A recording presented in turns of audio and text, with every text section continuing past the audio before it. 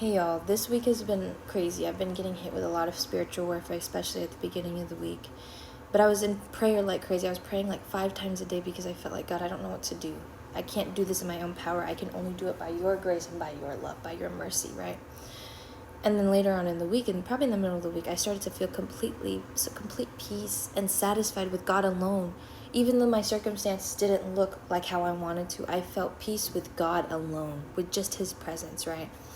Then as the days went on, I started to pray less. I started to read my Bible less because I said, oh, everything is starting to go well. I'm at peace. Maybe I don't need God anymore, right? That's how I started to act. And then today I fell into sin again. And I was like, God, what's going wrong? What do I need to do better? And he told me, do not let go of my hand, even when things seem to be going perfect for you. Hold my hand in the bad times, when you feel like you need it the most, and in the good times, when you feel like you have nothing to pray for. Because you have something to pray for. You have something to be grateful for. God, thank you for delivering me from my anguish, from delivering me from that season of pain.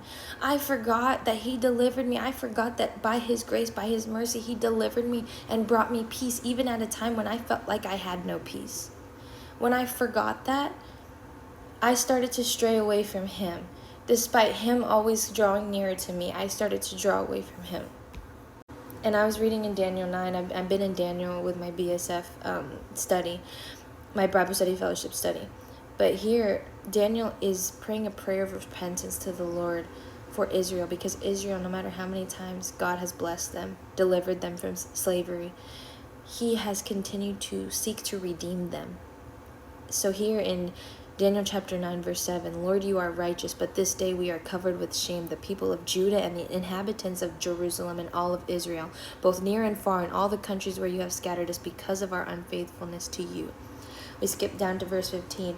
Now, Lord our God, who brought your people out of Egypt with a mighty hand and who made for yourself a name that endures to this day, we have sinned, we have done wrong. And here Daniel is acknowledging the very character of God. He is righteous. He has delivered his people with his mighty hand out of Egypt.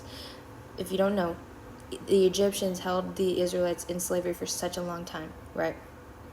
Then it says here, you have made yourself a name that endures to this day, basically saying how holy, mighty God is and how much he has blessed the Israelites, delivered the Israelites, yet the Israelites continue to sin against him. And that is us today. That was me this week.